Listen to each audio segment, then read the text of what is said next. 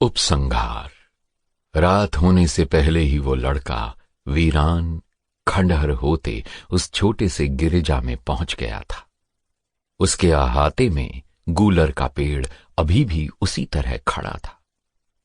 आधी टूटी हुई छत के बीच से आसमान में बिखरे हुए सितारे भी दिखाई दे रहे थे। उसे वो वक्त याद आया जब अपनी भेड़ों के साथ वो एक बार यहां पहुंचा था। एक सपने के अलावा उस रात सब कुछ यहां कितना स्थिर था। वो एक बार फिर इसी जगह पहुंच आया था, लेकिन इस बार उसकी भेड़ों के बदले उसके पास एक फावड़ा था। वो बहुत देर तक आसमान को देखता रहा। फिर उसने अपने झोले से शराब की एक बोतल निकाली और थोड़ी सी पी ली। उसे वो रात याद आ गई जब रेगिस्तान में उसने किमियागर के साथ शराब पी थी। उसे एक एक करके वो सारे रास्ते याद आने लगे जिन पर वो कभी चला था। उसे ईश्वर का बताया हुआ वो विचित्र रास्ता भी याद आया जो उसे उसके खजाने की ओर ले जाता था। अगर उसने बार बार आने वाले सपनों पर भरोसा नहीं किया होता तो उस बंजारन औरत से क्यों मिलता? बूढ़ा राजा, चोर, ये सूची तो बड़ी लंबी है। शकुन चिन्हों का मार्गदर्शन न जाने कितनी बार मिला उसको।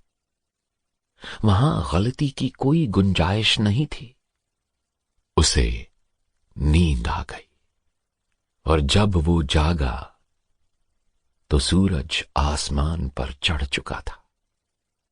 उसने गूलर की जड़ों को खोदना शुरू किया। फिर आसमान की ओर चिल्लाकर उसने कहा, वाह रे जादूगर, वाह! मेरी पूरी कहानी मालूम थी तुम्हें। तभी तो तुमने उस मठ में मेरे लिए गिरजा घर तक की वापसी के लिए 1/4 सोना छोड़ दिया था। मठवासी उस वक्त मेरी बदहाली पर हंसा था। क्या तुम मुझे इन सब से बचा नहीं सकते थे? नहीं, अगर मैं तुम्हें पहले ही सब कुछ बता देता तो फिर तुम पिरामिडों को कैसे देख पाते? हा? कितने आलीशान और सुंदर हैं वे, है ना? हवा की तरंगों से आने वाली एक आवाज ने कहा। लड़का मुस्कुराया। उसने खुदाई जारी रखी। आधे घंटे बाद उसका फावड़ा किसी ठोस चीज से टकराया। 1 घंटे बाद उसके सामने स्पेनी स्वर्ण मुद्राओं से भरी एक तिजोरी थी। उसमें अनमोल हीरे जवाहरात थे।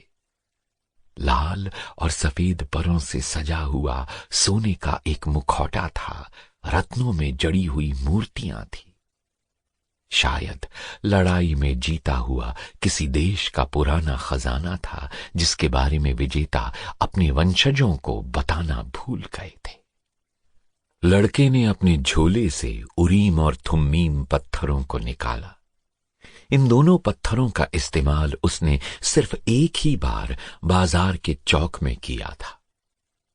उसके रास्ते में कितने ही शकुन आए थे, इन पत्थरों ने ही तो उसका मार्गदर्शन किया था। उसने उरीम और थुम्मीम को तिजोरी में रख दिया। ये भी तो उसके खजाने का एक हिस्सा थे। उसे उस बूढ़े राजा की याद आ गई जिससे अब शायद ही कभी मुलाकात हो।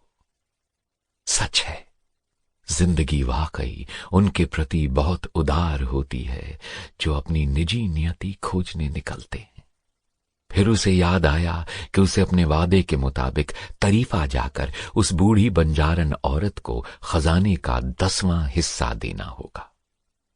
ये बंजारे बड़े चालाक होते हैं, शायद इसलिए क्योंकि वे घूमते रहते हैं। हवा फिर से बहने लगी। अफ्रीका से आने वाली पुरवाई थी ये, लेकिन इसमें न रेगिस्तान की महक थी, न मूरों के हमले का डर। इसमें तो एक ऐसी गंध खुली हुई थी जिसे वो अच्छी तरह पहचानता था। और एक छुअन, एक ऐसा बोसा जो बहुत दूर से धीरे धीरे आया था। ये छुअन अब उसके होठों पर आकर रुक गई थी। लड़का मुस्कुरा उठा। उसकी महबूबा ने पहली बार जो ऐसा किया था। मैं आ रहा हूं फातिमा, लड़के ने कहा। आपने सुनी ऑडिबल स्टूडियोज द्वारा निर्मित द अल्केमिस्ट, लेखक पाउलो क्वेलो, अनुवादक अनु सिंह, बाबला कोछड़ की आवाज में। एग्जीक्यूटिव प्रोड्यूसर जय जेंडे और Mike Charzuk, producer Timothy Warner, संगीत Michael Whelan. Copyright Hindi language copyright Paulo Coelho, translation copyright Anu Singh 2018। Sound recording copyright 2018 है ऑडिबल सिंगापुर प्राइवेट लिमिटेड द्वारा। ऑडिबल स्टूडियोज ऑडिबल INC का एक प्रभाग है। उम्मीद है ऑडिबल की ये प्रस्तुति आपको पसंद आई। अगली प्रस्तुति केवल एक क्लिक की दूरी पर।